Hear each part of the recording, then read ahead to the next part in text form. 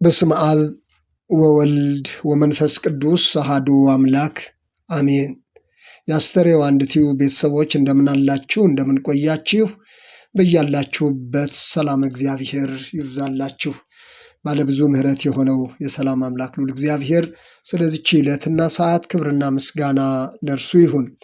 እርሱን በማመን ሰማዕታት ደማቸውን አፈሰሱ።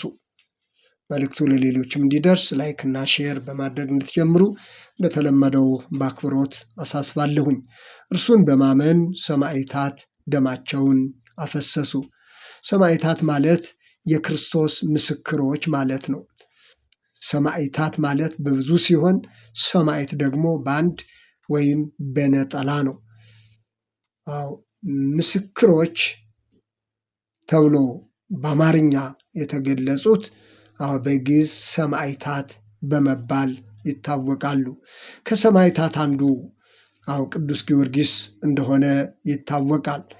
ቅዱስ ጊዮርጊስ በመጀመሪያ ታሪኩ ወታደር የነበረ ሲሆን በመጨረሻ ደግሞ የክርስቶስ ወታደር በመሆን ስለ ክርስቶስ ስለ ስሙ ብዙ መከራ መቀበሉን የታሪክ ድርሳናት ያስረዳሉ።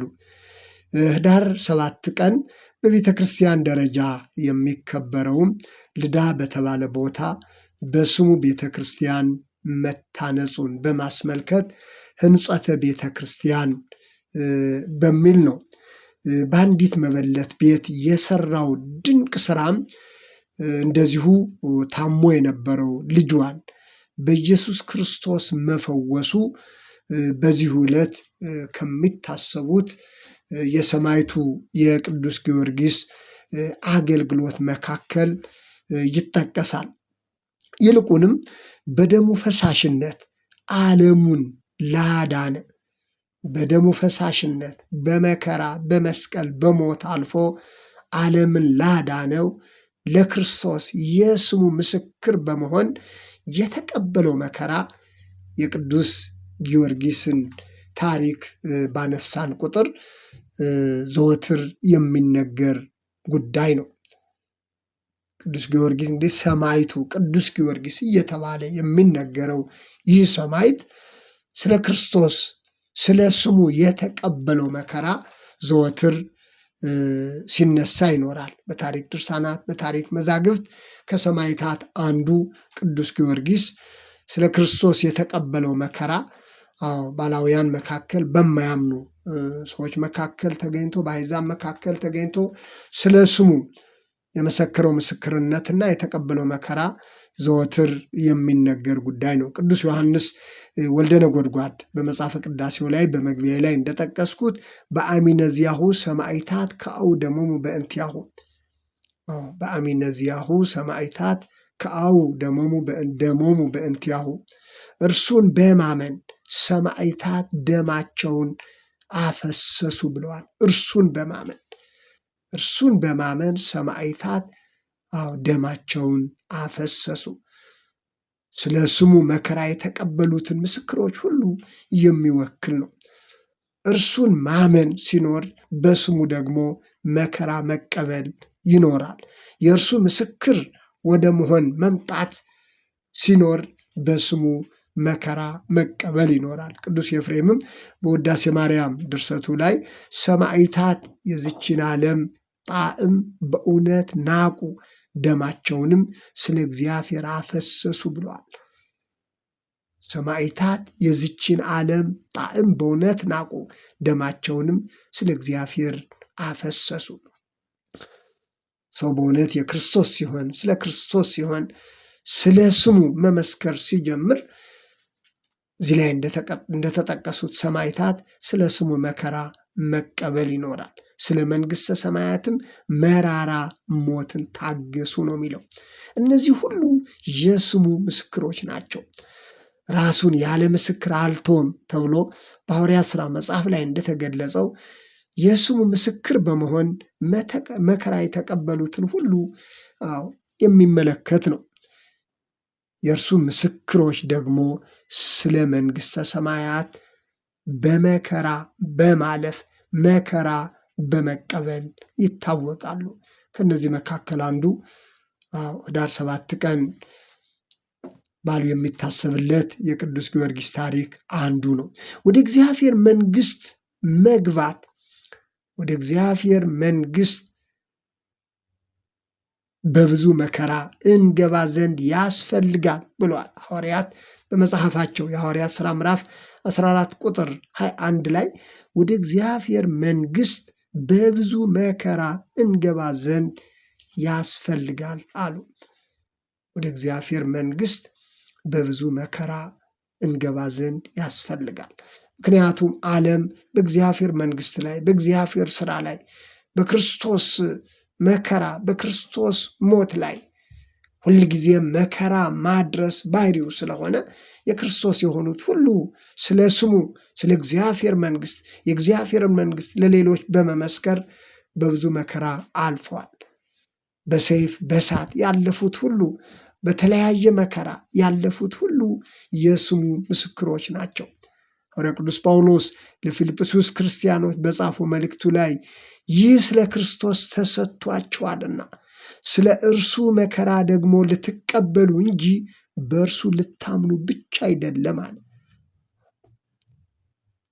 ይህ ስለ ክርስቶስ ተሰጥቷችኋልና ስለ እርሱ መከራ ደግሞ ልትቀበሉ እንጂ በእርሱ ልታምኑ ብቻ አይደለም። ማመን ብቻ አይደለም አለ። ክርስትና ማለት ማመን ብቻ አይደለም። ክርስቲያን ነኝ ማለት ብቻ አይደለም።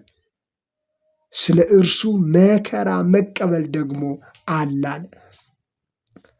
ለዚህ ነው ከራሱ ከሐዋርያው ከቅዱስ ጳውሎስ ጀምሮ የሌሎችንም ቅዱሳን ሐዋርያት ሕይወት፣ ሌሎችንም የሰማዕታት ሕይወት፣ ሌሎችንም በክርስቶስ አምነው የስሙ ምስክር የነበሩት ሁሉ በመከራ ማለፍ ግድ የሆነባቸው ከዚህ የተነሳ ነው።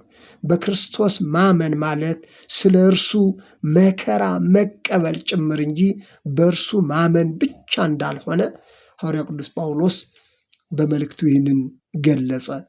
እነ ቅዱስ እስጢፋኖስ አይነት ሰዎች በድንጋይ ሲወገሩ የድንጋይ ናዳ እላዩ ላይ ሲያወርዱበት በአባቱ ቀኝ ያለው ክርስቶስን ትኩር ብሎ እንደተመለከተ እይታቸው በክርስቶስ ላይ የሆነ ክርስቶስን ያወቁ ክርስቶስን ያመኑ ሁሉ ሰማዕታት የምንላቸውን ጨምሮ በርካታ ቅዱሳን ስለ ስሙ መከራ ተቀብሏል። ስለዚህ በእርሱ ልታምኑ ብቻ አይደለም አለ ሐዋርያው ቅዱስ ጳውሎስ። ዛሬ ብዙዎቻችን በእርሱ የምናምንን ነገር ግን በስሙ የምንቀበለው ስለ ስሙ የምንቀበለው መከራ መኖሩን ግን ብዙዎቻችን ልብ ላንል እንችላለን። ወገኖቼ ሐዋርያው ቅዱስ ጳውሎስ ስለ ራሱ ሲናገር ሞቱን እንድመስለው የክርስቶስን ሞት እንድመስለው እፈልጋለሁኝ ቢሆንልኝ ሞቱን እንድመስለው እፈልጋለሁኝ አለ። ክርስቶስ የሞተበትን የስቃይ ሞት ክርስቶስ ያለፈበትን የስቃይ ሕይወት ቢሆንልኝ አለ ሞቱን እንድመስለው እመኛለሁኝ ቢሆንልኝ። ስለዚህ የቅዱሳን ሕይወት ይህንን ነው የሚያስረዳን ወገኖቼ።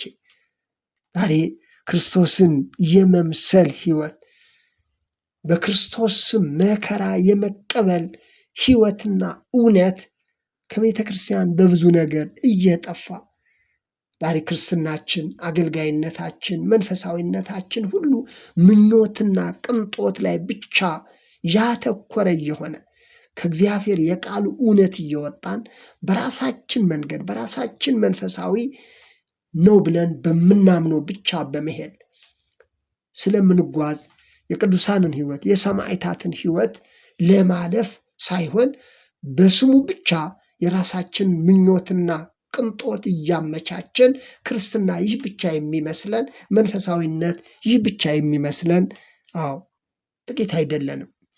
ያ ማለት ዛሬም ስለ ስሙ ስለ እውነት ስለ ክርስትና መከራ የሚቀበሉ ሰዎች የሉ ማለት አይደለም። ያለፉትን ቅዱሳን ያለፉትን ሰማዕታት ያለፉትን ስለ ስሙ ምስክር በመሆን ደማቸውን ያፈሰሱ መከራ የተቀበሉ እስከ ሞት ድረስ የደረሱ ወደ እሳት የተጣሉ በሰይፍ ያለፉ እነዛ የቀደሙት ምስክሮች ብቻ ሳይሆኑ ዛሬም ቢሆን በየአካባቢው በርካታ ቅዱሳን ስለ ስሙ የሚተጉ ስለ እውነት የሚተጉ ከዓለም አመፅ ይልቅ ለእግዚአብሔር ክብር ለስሙ መኖርን የመረጡ የሉም ማለት አይደለም። በወንጌል እውነት የሚመላለሱ በጽድቅ ሕይወት የሚመላለሱ ለስሙ ክብር ቅድሚያ የሚሰጡ ዛሬም እኛ የማናውቃቸው በየሰፈሩ በየአካባቢው ብዙ እንዳሉ የሚታወቅ ነው። ስለዚህ እኔና እናንተም ስለ ሰማዕታት ስናስብ ሰማዕታት የሚባሉትን ስናስብ ሰማዕት ማለት የስሙ ምስክር ማለት እንደመሆኑ መጠን ይህ የስሙ ምስክር የመሆናቸው ምስጢር ደግሞ ለስሙ የከፈሉት ዋጋ ነው። እስከ ሞት ድረስ የከፈሉት ዋጋ ነው። በእሳትና በሰይፍ ያለፉበት መንገድ ነው። ስለዚህ እንድታምኑ ብቻ ሳይሆን ስለ እርሱ ስለ ስሙ መከራ እንድትቀበሉ ተጠርታችኋል ነው የሚለው ሐዋርያው ቅዱስ ጳውሎስ። ስለዚህ መጽሐፍ ቅዱስን ስናነብ ከብሉይ ኪዳን ጀምሮ እስከ አዲስ ኪዳን ድረስ የእግዚአብሔር የስሙ ምስክሮች ምቾታቸውን ቅንጦታቸውን በመጠበቅ ሳይሆን ለስሙ ዋጋ በመክፈል ነው። በዚህ ዘመን ቤተ ክርስቲያን ከፍታዋን የምታጣበት አንዱ መንገድ ዓለማዊ ከፍታን ስለምንመርጥ ነው። ከዓለማውያን ጋር እኩል ስለምንጋፋ ነው። ምቾታችን ቅንጦታችን ከዓለማውያን በላይ በመሆን በቤተ ክርስቲያን ስም ነገር ግን የራሳችንን ምቾት በማደላደል ቤተ ክርስቲያንን የሚወክል መንፈሳዊ ልዕልና መንፈሳዊ ማንነት ያሳጣን።